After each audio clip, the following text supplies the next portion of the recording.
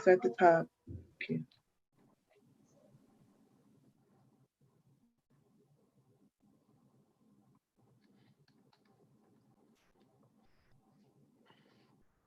Assalamu alaikum, and welcome to Islamic Relief's webinar series. We're here today to talk about housing and systemic racism. And for more than 25 years, Islamic Relief has been a leader in providing humanitarian aid to over 44 countries, including here in the United States. Our orphan support programs, solar-powered water, well construction projects, food insecurity programs are just a few examples of how IUSA is touching millions of lives every year. We, like many others in the humanitarian world, want to be informed regarding the communities we partner and serve, and want to do our part in bringing these issues to light on structure, and especially at issues around structural racism and at the very heart of poverty. So please welcome our two esteemed speakers. We have Brother Mark Crane.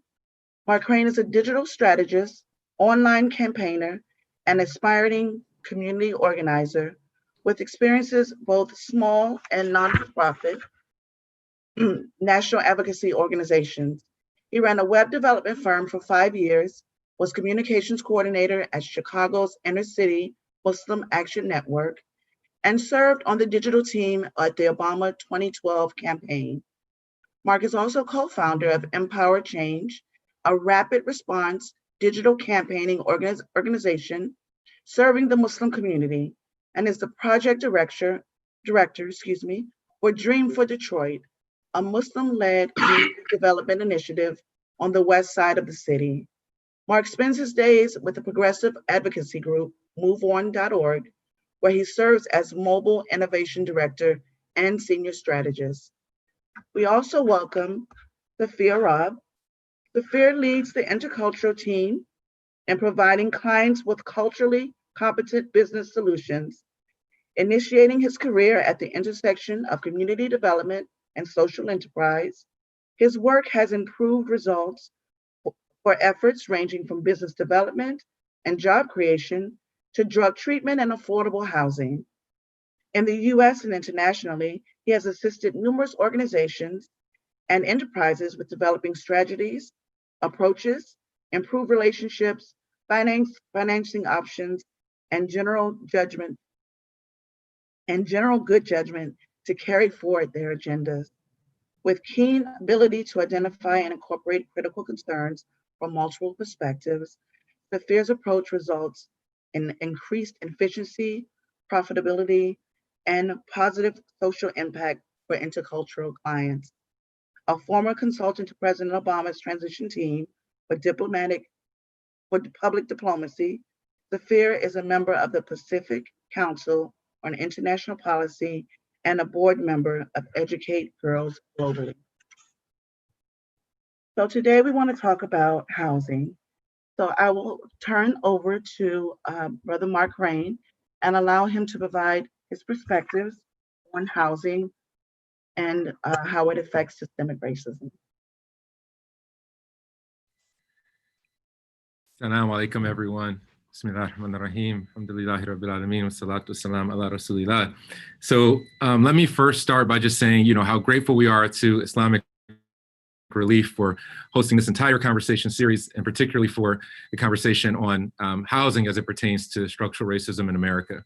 I want to spend my opening remarks largely introducing folks to the work that a group of Muslims are doing here in Detroit with a project called Dream of Detroit.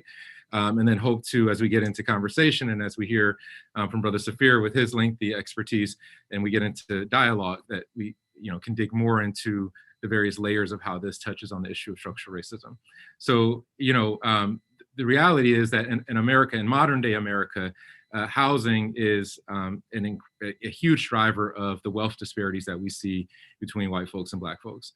The strongest case, of course, made for this in recent history would be the article by Ta-Nehisi Coates, The Case for Reparations, where he explores how a relatively recent history of housing discrimination in the city of Chicago has led to measurable disparities, and why that in and of itself, let alone conversations about Jim Crow and slavery and other forms of discrimination that we have faced, warrants a conversation about reparations to Black folks in this country because of the pervasive nature of this type of discrimination.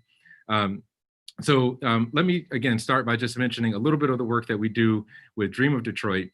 Dream originally stood for Detroit Revival Engaging American Muslims. Sometimes we would say a Detroit Revival empowered by American Muslims or empowering American Muslims. And our work is in large part to combine community organizing with community development, with housing and land development to revitalize a neighborhood here on the west side of Detroit. Our work is focused on an impact turf that is anchored by the Muslim Center Mosque and Community Center, which is a historic masjid here on the west side of the city that comes out of Imam Warthi Muhammad's community, has been here for about 35 years, is actually an outgrowth of the original Temple number 1, which is today known as Masjid Wali Muhammad. And so the Muslim Center has been an anchor in this neighborhood for decades. It's run a soup kitchen, it's run a food pantry for the entirety of those 35 years. We launched a free health clinic right here from the premises of the Muslim Center before it grew into its own space. And so, however, with that reality, other than a few families here and there, we had never had a densely populated Muslim community living around the mosque. And so what we set out to do with Dream was to both build a community living around the masjid, but also to bring Muslims into the conversations about what does justice look like in Detroit's neighborhoods, to connect our 95% Black neighborhood with our historically Black Muslim congregation here, with our incredibly diverse Metro Detroit area Muslim community, to connect all of those segments in service of bringing Muslims to the table when we talk about solutions to injustice in our neighborhoods. And so our work often breaks down into 3 areas. The first being housing development. And a lot of that for us is done through housing rehabs right now. We do hope one day we intend to move into infill housing, into new construction, into brand new affordable housing units.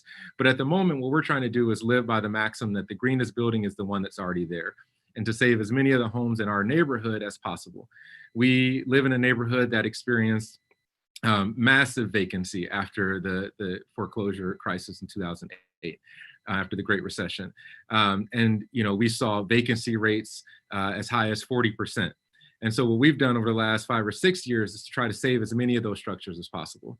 One sad reality is that year after year, across our city, where we have at one point had 70,000 vacant homes, thousands of homes become unsalvageable year after year. And so we've done things like board up homes. We've gotten rid of countless dumpsters of debris. We've done a lot of community engagement work just about securing properties as well as we can to preserve their life a little bit longer until we or someone else could have the opportunity to rehab that home and put a family back in it. So housing development is one branch of our work. The second branch is economic development.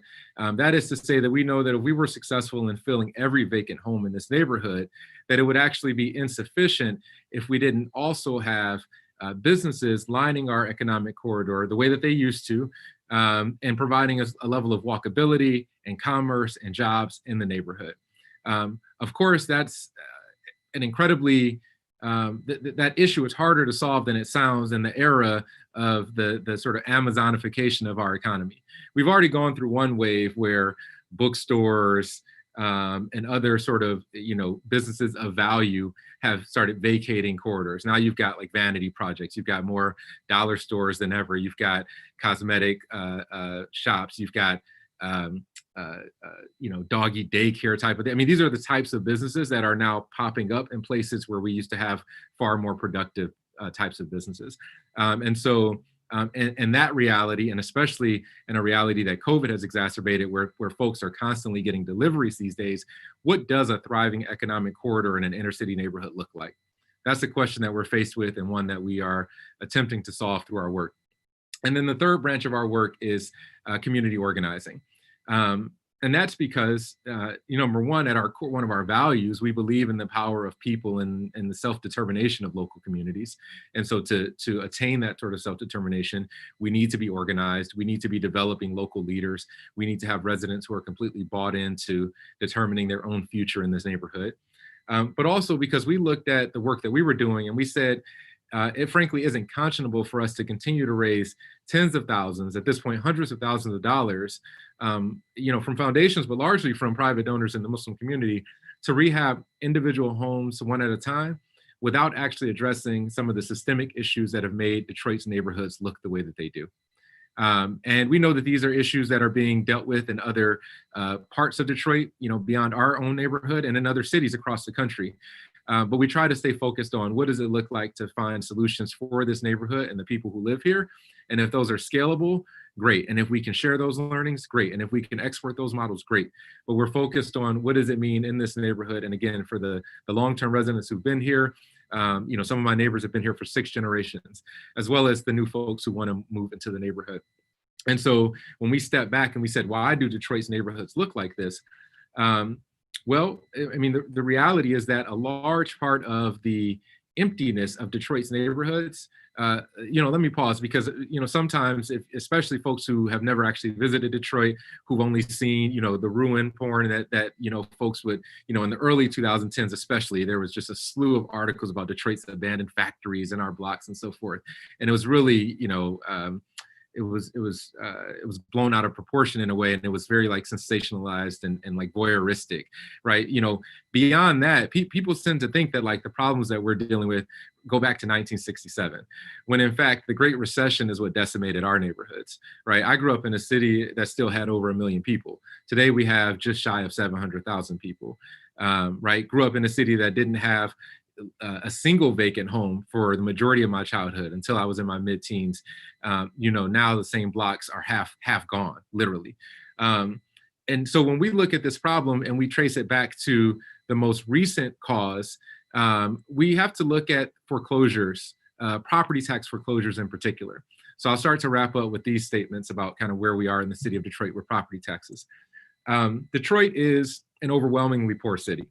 Over 40% of our population lives below the poverty line. We are, the canary in the coal mine when it comes to deindustrialization in the United States.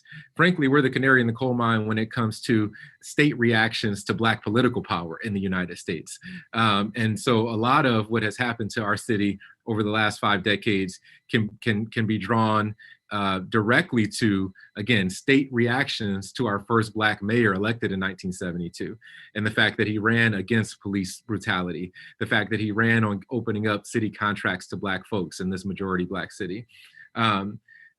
But the property taxes in particular, Detroit has an issue where over the last decade, thousands, tens of thousands of Detroiters have been driven into property tax foreclosure.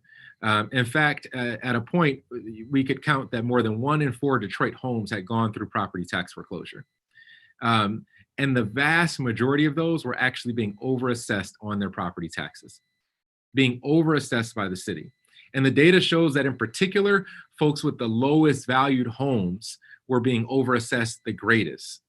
And even after a citywide reassessment that the current mayor initiated by law, because he was forced to, find that the lowest value homes are being systemically overassessed, and that in fact the highest value homes are being underassessed. It's completely regressive. And so what's happening is people are not losing their homes because of bank foreclosures. Right? They're not losing their homes because they didn't pay, they're not getting evicted because of, they didn't pay rent or they didn't pay their bank mortgage. They're losing homes that they owned outright, right? They're losing family homes. They're losing homes that they inherited from their grandmother, or their mother, right? And these homes, they're not just losing them, they're being taken away over taxes that the people shouldn't have had to pay in the first place. And then on top of it, they're not being taken by some private entity. They're being taken by the county in which Detroit sits. And so the county has actually been the greatest purveyor of foreclosures in the city of Detroit over the last decade.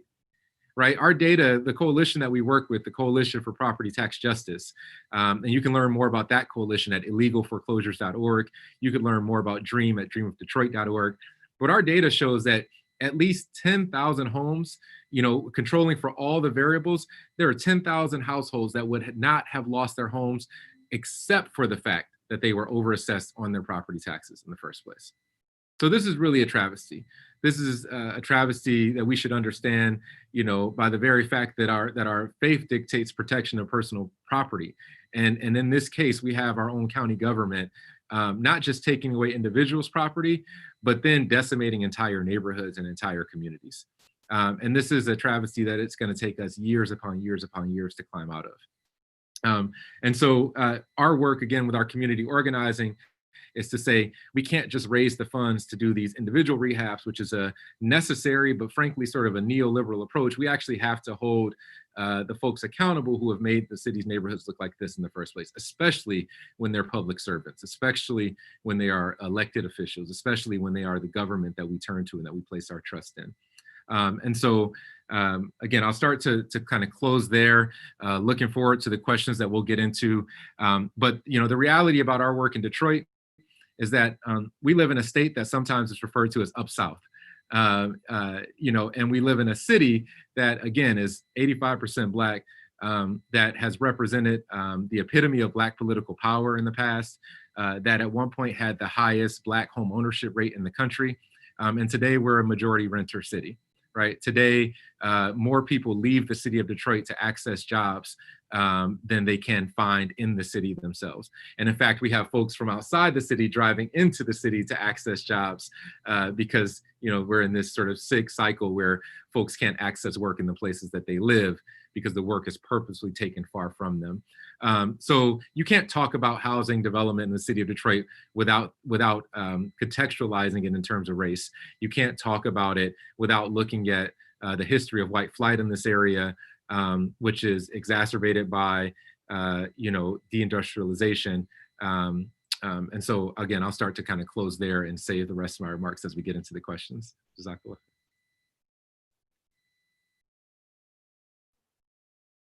Jazakallah khair. I do want to, before we move into Brother Safir, Sister Donna was supposed to also be a panelist on our discussion today. So I do want to offer our sincere apologies due to the holidays and just we dropped the ball on communication and we weren't as forthcoming or as up to date with our speakers as we really wanted to be. So we want to thank, at this point, thank Brother Mark and Brother Safir for joining, and we want to acknowledge Sister Donna's concerns and thank her for bringing those concerns to our attention. And we definitely want to issue, she has an open invitation to join us on another webinar another time. And with that being said, I'd like to turn it over to Brother.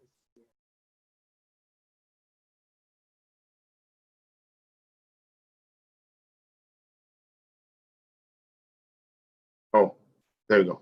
I hope you can hear me now. Thumbs up. Okay. Assalamu alaikum, everybody. Bismillahir Rahmanir Rahim. And indeed, this session, as it was put together and conceptualized, without gender parity, without Sister Donna, Dr. Donna Austin, is, it's sore. It's not what it's supposed to be. So I hope she will take you up on coming back and sharing with this good group her marvelous insights. I think that the effort is a sincere effort, so I'll do the best that I can to make my contribution. I did, by the way, talk to her, and she said that that she'd be eager to come back, but she's not a doctor for nothing. She's a perfectionist, and she likes to make certain that the right preparation goes into any articulation. I hope I can do this effort justice. Okay, so I'm going to talk a little bit about my own experience with housing and within the urban area, African American, most specifically, community. And before I get into my own experiences, I'd like to just share a couple of points that help contextualize the conversation. And, you know, Islamic Relief, I actually believe in this as an organization. I think it's one of the best organizations, largest organizations, most effective organizations at institutionally approaching problems, from food security to housing to issues that plague our ummah globally. And I'm delighted that Islamic Relief has taken on, I mean, it's done two really remarkable things. One, more recently than not, recognized that a greater devotion to domestic concerns should you know, gain their attention and devotion of resources and so forth, which is phenomenal. But it's also been an organization that's been able to attract and aggregate some of the best people, some of whom have even been working for housing issues. So, you know, they kind of stole them away from the good fight in one way and put them into the good fight in another way, like Naeem Muhammad, like Brother Touré, and even folks like David Hawa and others. You have a really remarkable staff over at IR. Now, contextually, clearly the people in the African American community should be understood. You can't really understand the African American community if you don't understand that we are a community that originated as you know, coming into this country not of our own volition. We were Africans enslaved, stolen from our homeland and brought here, destabilized in a way that is unparalleled anywhere in the world, where we were not able to move around freely, not able to educate ourselves, and removed from our culture, as well as, more importantly, our religion.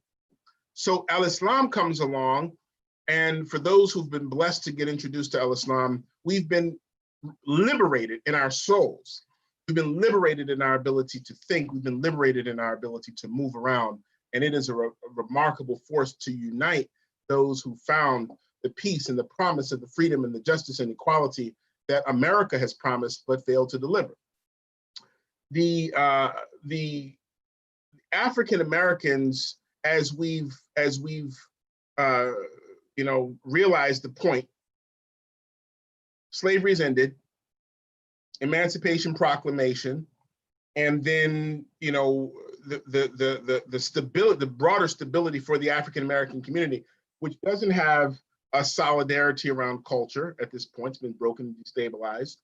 Doesn't have laws or equity to start establishing life and land, and the recognition that the land and ownership of assets and equity is one of the key most drivers to wealth establishment. And to a large extent, it is the reason why African American incomes are on average about 60% of white income. But even though African American wealth is about 5% of white American wealth. So there's such a disparity just in terms of income ownership and wealth aggregation. 60% of the earning power of white counterparts and 5% of the aggregate wealth, which implies that there are other societal drivers and factors that that affect African American wealth building in this country. Not the least of which is, of course, home ownership. It's not entirely attributable to the irresponsible housing policy that was implemented throughout the 20th century, Great Depression, the New Deal, and more recently, the Great Recession, which followed a stretch of predatory lending and reverse mortgages and complex credit derivatives, et cetera, where ease of access to capital to unqualifying people, no income, no job, ninja loans, et cetera, resulted in ultimately a even more pronounced disparity. So it's not as easy as, you know, okay, 1968 happens, the Fair Housing Act, Civil Rights Law, the Voting Act, et cetera, happen, and civil rights policy starts to affect, including housing with the Fair Housing Act. Okay, African Americans now by law, you're free to live anywhere you want to live. You know, the affordability of moving wherever one wanted to move was not a realistic thing. But in order to understand more deeply and more profoundly the policy and why the Fair Housing Act passed in 1968 was not immediately achievable and faced enormous challenges, we have to go back a little further to features of sets of policies and laws in American history, the Jim Crow laws, which affected America, which affected the ability, and there's some laws that I think still operate like them, which I'll go into, and on to 1933, where we saw the shortage in housing stock in the United States of America. Have the federal government initiate a program designed to increase the housing stock, and they did that through segregating the American housing stock. And by segregating the American housing stock, sponsored under the New Deal, effectively, the government provided primarily a housing organization, a reorganization in American housing stock and accessibility that enabled white middle-class families to own homes, that disabled African Americans and other people of color left out of the new suburban and federally subsidized and oftentimes suburban excellent housing stock. Instead, we were pushed, African Americans, people of color were pushed into the housing stock that was emerging in urban areas and cities, and oftentimes this housing stock was subsidized. So the emergence attached to this is critically important because we have to never forget that the key driver for how housing is, for how wealth is built is very much linked to home equity, the ownership of home equity. The ownership of home equity enabled the purchase of, education for children. It enabled to continually refinance, pay off, and still have an asset after it's paid off again, and then bequeath that asset, which could be refinanced all over again, and continually sort of hedge the ability to draw from an asset while building enterprise and building wealth. The absence of having such a utility in one's family generationally is one of the core attributable factors to the instability and insolvency. But it goes further than that, because when the effective state-sponsored segregation of housing establishment and the subsidies that came along with that from the federal government and the state and local government, they also initiated policies that mandated segregation had to be enforced in order for mortgages to be issued. This is a policy called redlining. So redlining actually took maps of all of America, and drew lines around the predominant areas that were populated by African Americans and people of color, and made these areas high-risk areas and uninsurable, made the banks unable to issue mortgages, which led to massive subdivisions for whites only. And it required that none of the homes in these areas be sold to African Americans. So this is the idea of, when we talk about structural racism, structural exclusion, we talk about why would someone, I came here from Pakistan with $5 in my pocket, and now I own 1,000, stores and hotels, and that's great. But there was a solvency and a sense of culture clearly in the psyche of the individual before they came here, which showed up in their behavior when they were able to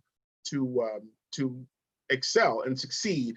Our faith brings us to a sense of taking care of issues that create disparity, where some are unable to compete or some are excluded for ways that are unjust. So we fight for justice. We fight for parity.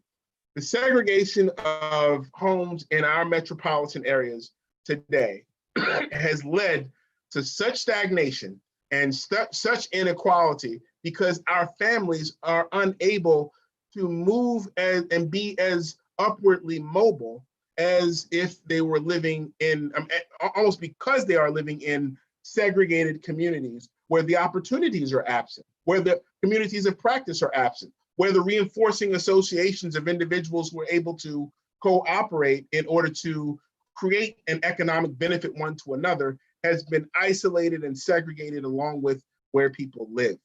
So this is what's oftentimes meant when we talk about structural exclusion, structural white supremacy, structural racism that has made it a situation of incredible difficulty in order to compete, and oftentimes increasing angst and hostility between law enforcement and African American men, and which wound up coming along with the idea of segregation or not segregating. The last point that I want to make is, and there's a lot to talk about, that anywhere African Americans lived, in the redlining of maps, this is a government initiated and facilitated pursuit, effectively held those areas as too risky and made it such that the regard for African Americans and the people who lived in those areas should be considered too risky and incompatible to fund at banks and to even live with others in the broader community. So what we've done, as I close my comments, is devoted ourselves to creating incredible opportunities for low to moderate income housing. And in that pursuit, because as we take care of people who are suffering from the disease of addiction, or people who are homeless, or people who are otherwise insolvent from their circumstances, and they very much see Muslims in the spirit of Muhammad Ali, in the spirit of Malcolm X, in the spirit of Imam Warithuddin Muhammad, in the spirit of Honorable Elijah Muhammad, we wind up taking care of the people who've been excluded, because we see that our faith has called us to do that. And as our faith calls us to do that, and we concentrate on universal human excellence, we wind up concentrating on what unites us more than what separates us. So we're not concentrating on a nationalistic approach, but an approach of human rights. Every human deserves the right to have a home, to have food, to have clothing, to have shelter, to be able to compete. And what we found is, there's still these laws. I mentioned I would come back to this, and I'll close on this note. There's a law associated with competing. Once you compete and say secure a tax credit, a 9% tax credit, where you get effectively a piece of paper from the government, the bearer of this piece of paper is able to forego paying taxes in the amount and measure of the tax credit. So that tax credit is then syndicated to individuals who have large tax bills, and they negotiate what's called a raise rate and use the proceeds of that raise rate to go into funding some purposeful venture.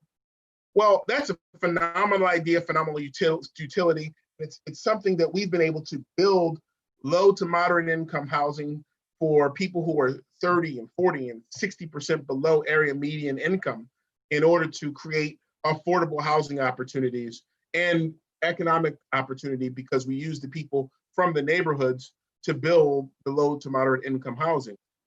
How I got to be able to do that is another story, but the rule is this: you cannot do a low to moderate income housing tax credit if you've never done one. And if you've never done one, typically the people who've done them previously have not been the people who live here. So that creates a kind of cyclical exclusionary practice that keeps people who are looking to and wanting to participate in the solution for their own concerns out from doing that. We have a tall order, lots of work to do. I'm certain that the Muslim community, our spirit, our devotion, and Islamic relief is the solution. Let's get busy together to figure out how we can expand our interruption of unfair housing practices, more opportunities in communities of color, in communities of African American predomination. And I conclude there. Thank you much. Thank you very much for that. I do have a couple of questions for you guys. So my first question starts with a statement. House Speaker Nancy Pelosi has said that housing security is a matter of justice as homelessness. Excuse me. Let me start again. Housing security is a matter of justice as structural racism puts communities of color unfairly at risk of being rent burdened or of any disproportionality. Do you see a disproportion in the rental market, and what are the implications of any disproportionality?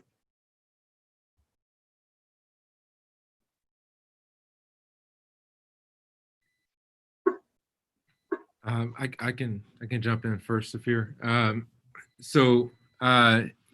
First I'll just say, Safir made a great point about like housing being a human right. And I just want to start there. When we do this work, and particularly when we try to engage, and I mentioned we have several overlapping bases in terms of who we organize with and who we're in partnership and coalition with. Particularly when we talk to the Muslim community, we try to spread the message that despite where you might fall on the political spectrum, the Prophet, peace be upon him, himself, defined housing as a human right.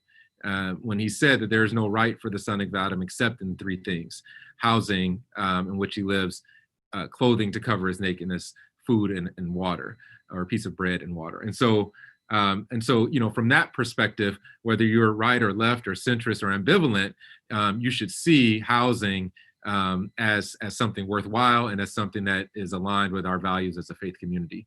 And frankly, for that reason, somewhere for us to put more resources, both time and financial. To your point about the disparities, the short answer is yes. There are clear disparities in both in home ownership and in rental rates. What I'll say is that rentals are a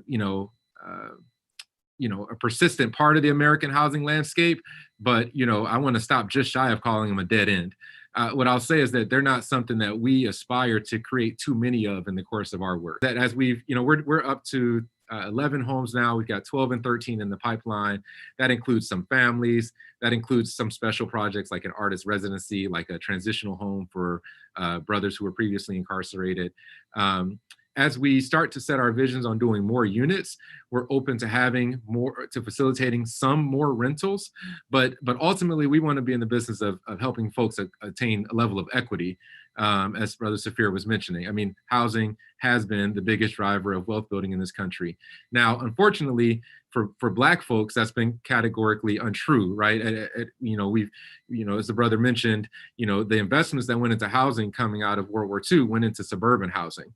In fact, no investments went into urban housing, and yet and still we started to pay more for urban housing than you saw in suburban communities.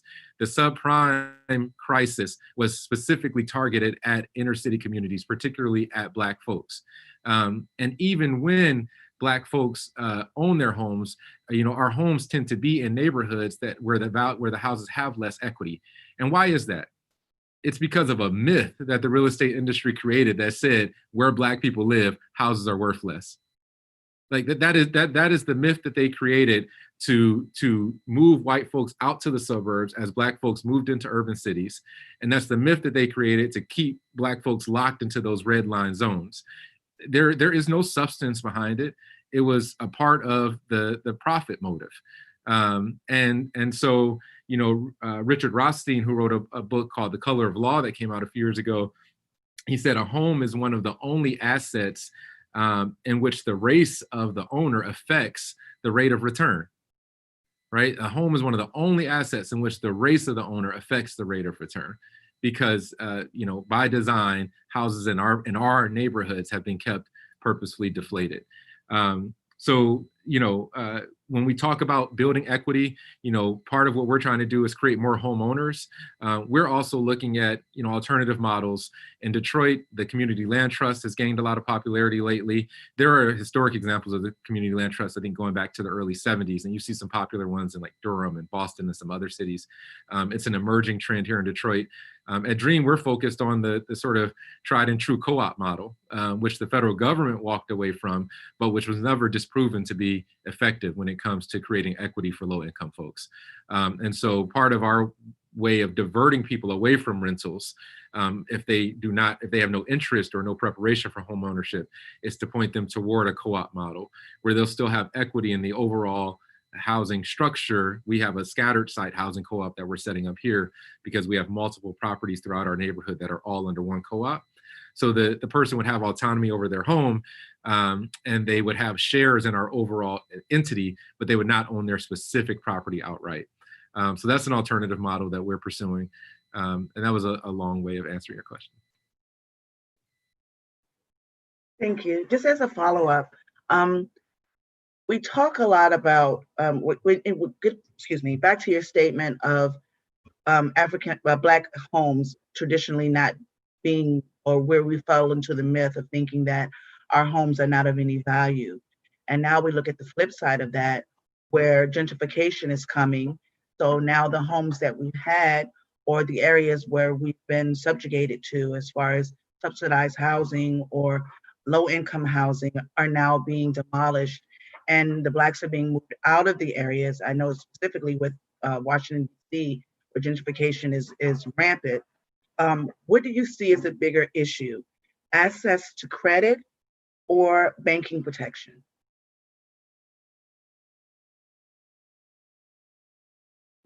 I'm going to defer to our brother Safir on that one. Or banking protection? Yes. What do you mean by banking protection? Banking protection, I mean the ability to assist with, I guess, making sure that your home is not being taken or I see what you mean. You mean the protecting against predatory practices from a bank versus access to funding in the first place. Exactly. Yes. Well, thank you. Okay. So both of those, I just want to make sure we're on the same page. Both of those are very important issues, but I struggle with the preset because we have been able to. When I came back, I went to Syria to study Islamic law and return here, and in coming back here, because I was 1,000% a person devoted to establishing al-Islam, to taking this ugly mask off of al-Islam that these people have placed on it by talking out of turn, saying, pretending as though our beautiful religion, that which has taken us out of the muck and the mire and the disadvantaged circumstances in America, and presented us the truest concept that we can recognize of freedom, justice, and equality. Al-Islam has done that. And so we take that very seriously. You go off, you study it, you come back, and it's like, okay, there's no job. And so in not having a job and not having a Muslim community, we took to establishing one. And so it wasn't about what is the access to credit. In fact, many of the folks that thought about religiously wanted to avoid interest and access to credit or the interest associated with conventional banking in America. And so that kind of made the second point moot. We weren't at risk of being, predatory victims of this sort of practice, mainly because we weren't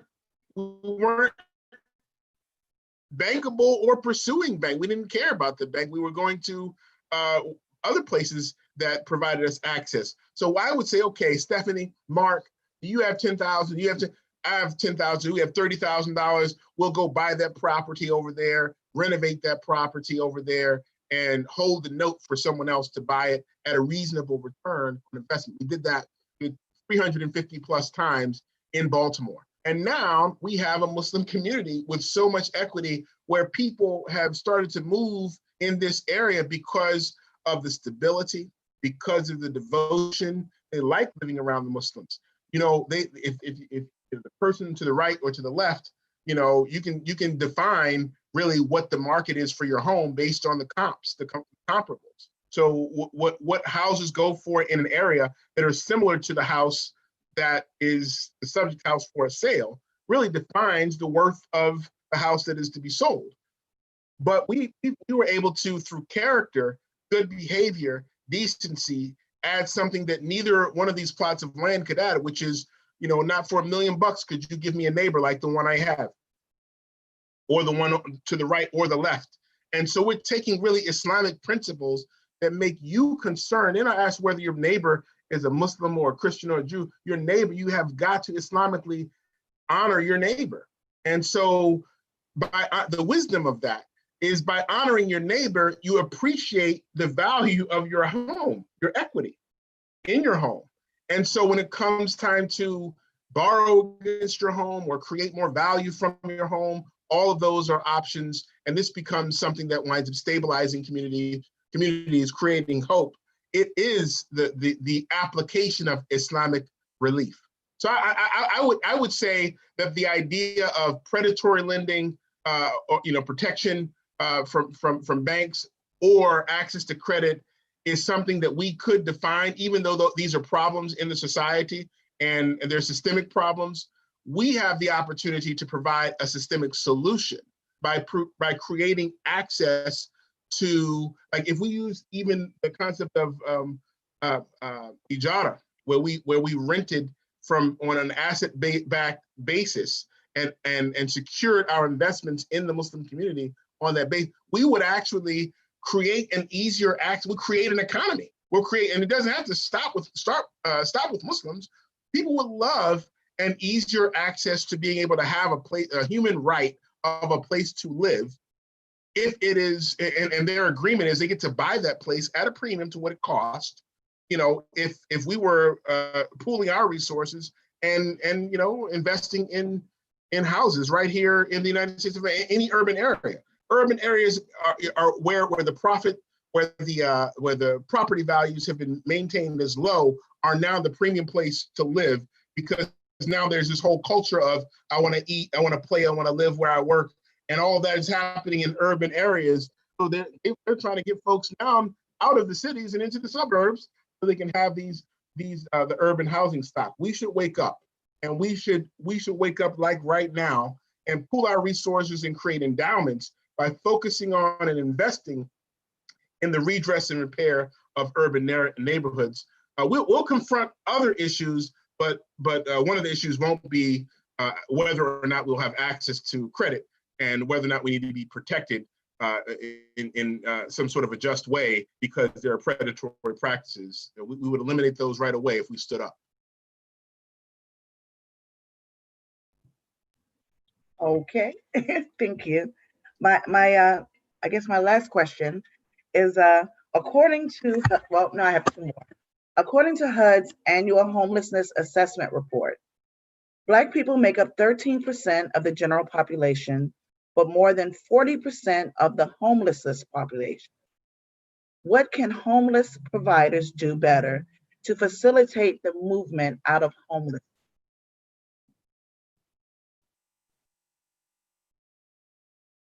You want to start? You said what can homeless providers? Yes. So I guess people providing homes or for helping people facilitate out of the homeless shelters into more stable housing. Well, I think one of the key things that has to be done is there are three things I would say is that most of the ways that we approach social concerns discounts the condition of the psyche and the condition of the heart for the individual that finds himself in that circumstance in the first place. Mental health and spiritual health are things that have got to be focused on before you can get to, you know, the adequate redress. And so I wouldn't say that everyone excludes them. I mean, Catholic Charity, there are a number of good efforts that consider mental and spiritual health. But I think that that the the concentration on the belief in the individual. I believe fundamentally in the human potential of every person that walks the planet.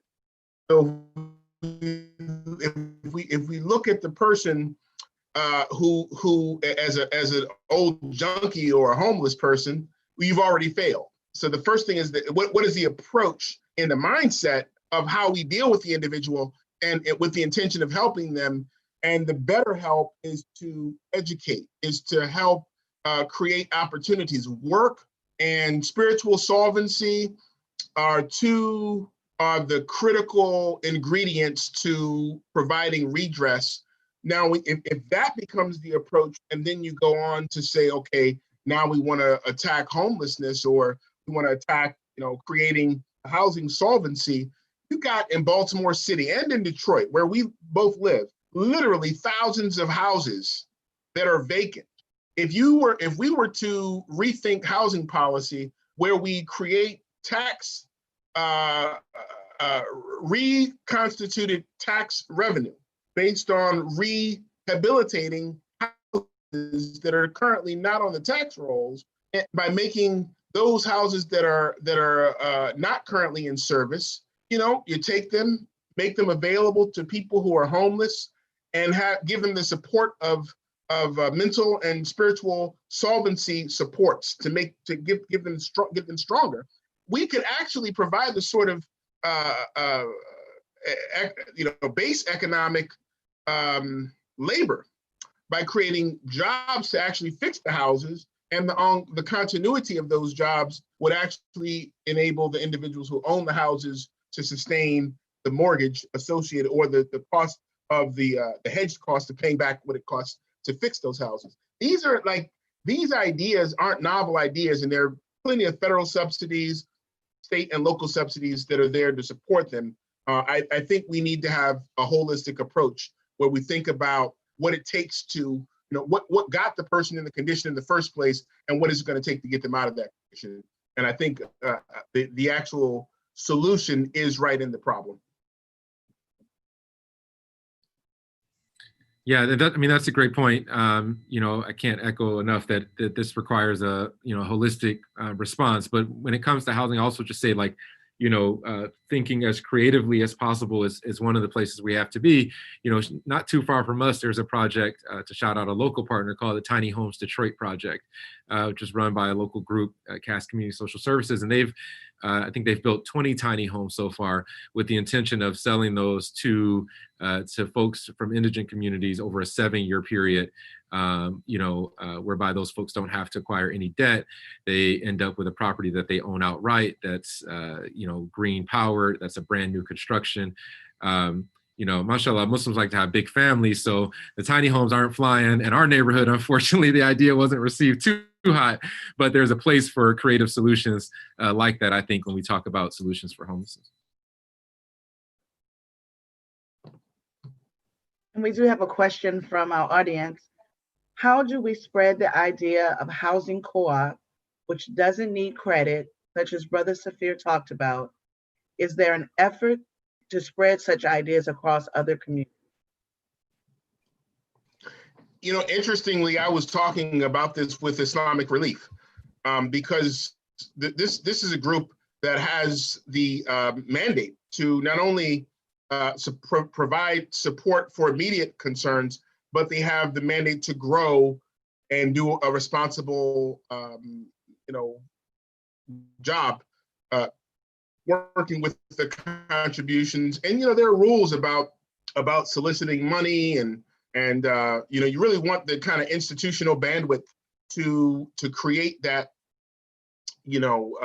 aggregation vehicle, where if you're maybe I was thinking what we've been contemplating is issuing maybe a social impact bond, where you could provide at institutions like banks, or where fiduciary institutions that hold self-directed IRAs from Muslims, and they don't want their money going to pork bellies, and they don't want their money going into building military machines or bombs or bullets, all of which is, these are different options. You can, your IRA, so professional folks that have IRAs, companies, they can direct their money, their IRA, to the sort of thematic, idea. So what if we were to create a social impact bond where we were able to sell a financial instrument as a bond to offer not only a return on investment,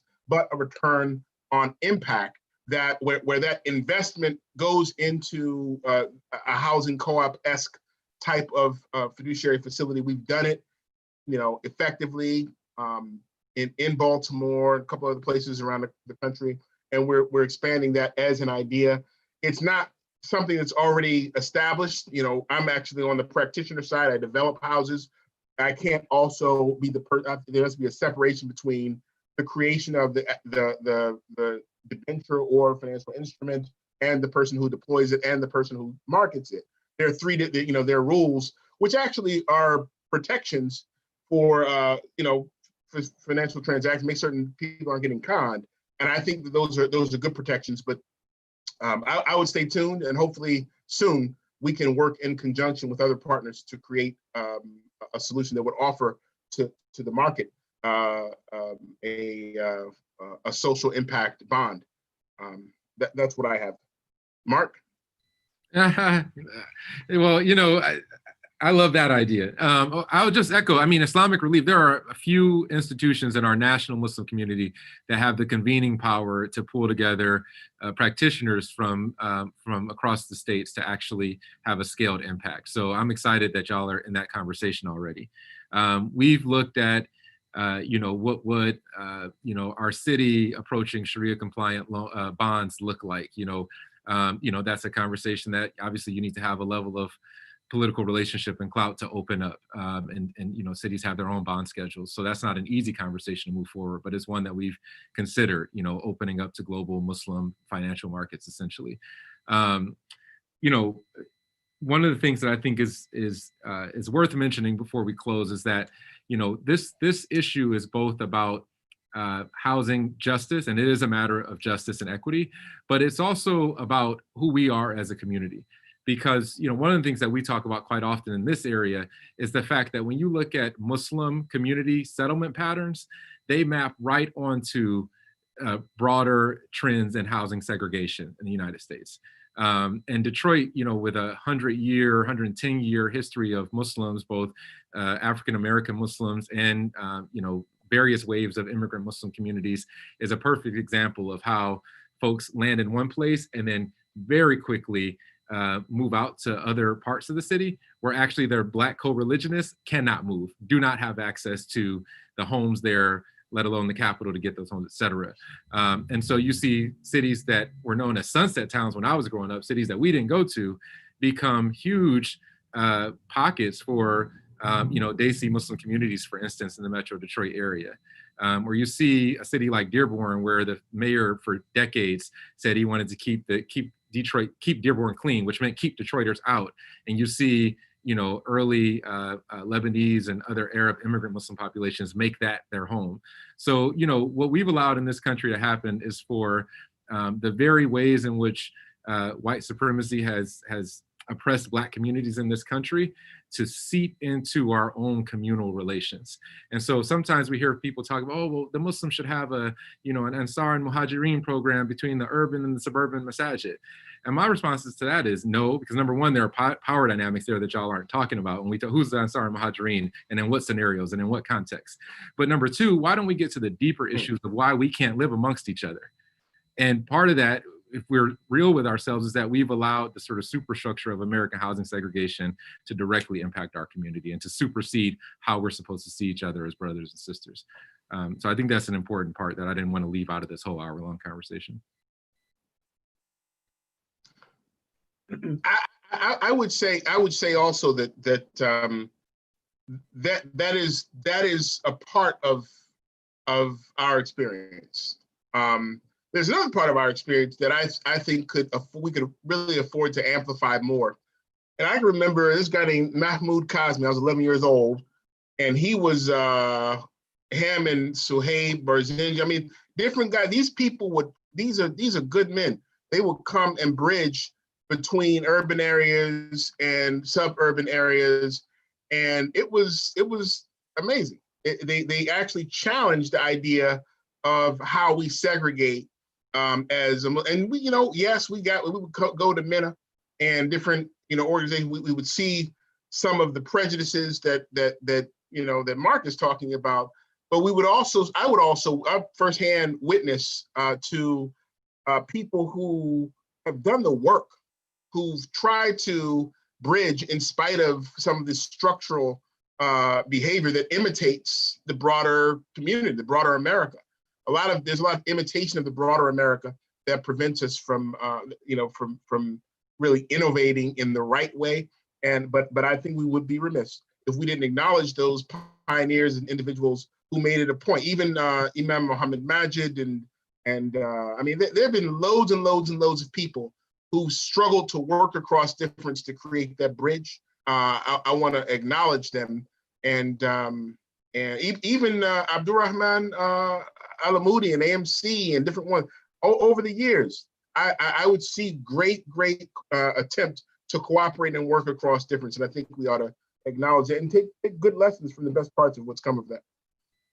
Mashallah. I would be remiss if I didn't follow up by saying that Dream specifically emerged out of that type of deliberate partnership between elders out of the Black Muslim community on the west side of Detroit, specifically out of Muslim Center and Masjid Wali Muhammad, and Pakistani Muslim families out of the western suburbs who came together to rehab that first home. And we've since then, expanded that coalition. So no, I agree with you 100% about that. There are definitely stories to uplift and patterns to still challenge as well. I got a call, by the way, and are we over time? Do I have to be quiet now?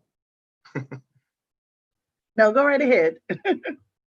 I was just gonna say I got a call by a brother who recently, he just basically said he's in his 80s.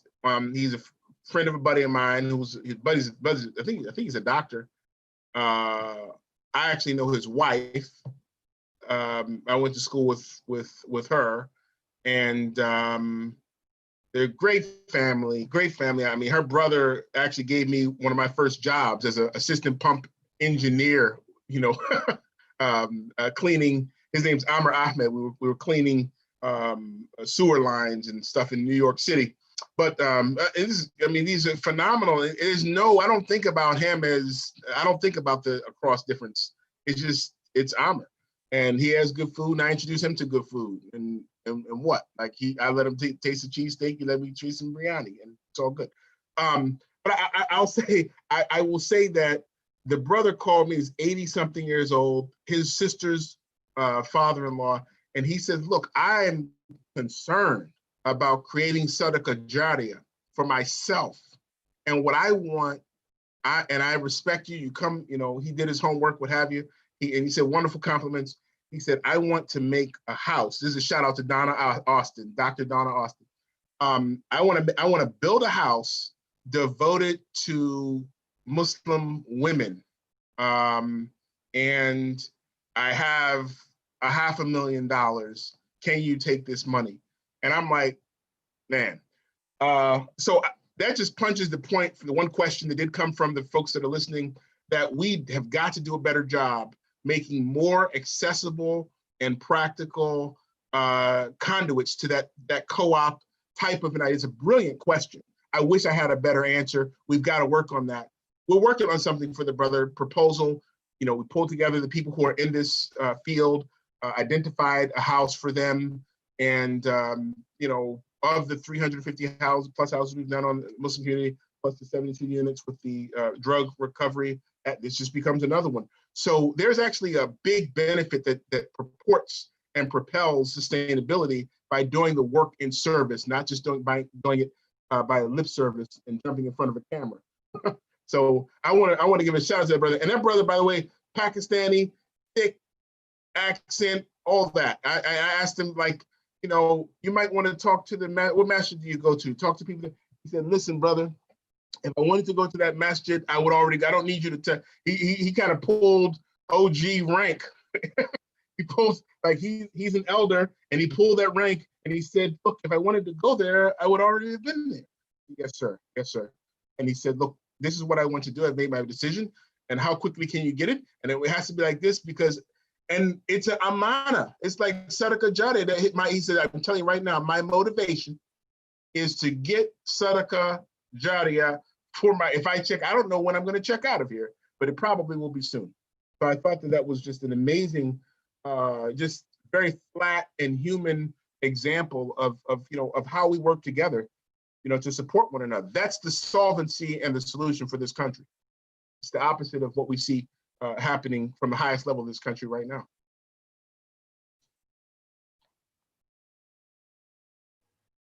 Jazakallah khair. I really appreciate the conversation that we had today, Brother Shafir and Brother Mark. Thank you for taking the time today to speak with us in regarding to systemic racism and how it affects housing and poverty in America. Would either one of you like to end with a dua? Imam Safir, please. Oh, the Imam comes out. Multiple hats. Put your other hat on. Mark. I think we should end as we typically start, and we ask Allah to forgive us if anything has been misspoken, said out of turn, or out of the proper order, or by mistake. And we pray that we will revisit, a second chapter of this for Dr. Donna Austin to share her incredible insights to go even deeper than this preliminary down payment on a long-term mortgage that will house the cooperation across difference in the United States Muslim American community of all of its splendor, diversity, origins, international, domestic, immigrant, all of it. We recognize that we are one. We are made from one soul, Adam, and we worship one God, and we pray that that one God continues to bless us, forgive us our sins, trespasses, transgressions, etc. Fatiha, Bismillah ar-Rahman ar-Rahim. Alhamdulillahi Rabbil Alameen. Ar-Rahman ar-Rahim. Malik Yawm al-Din. Iyaka na'budu wa iyaka nasta'een. Ihdina as-sirata al-mustaqim. Sirata alladhina an'amta alayhim. غير المغضوب عليهم ولا الضالين. آمين. أقول قولي هذا واستغفر الله الذي لا إله إلا أنت. السلام عليكم. السلام عليكم.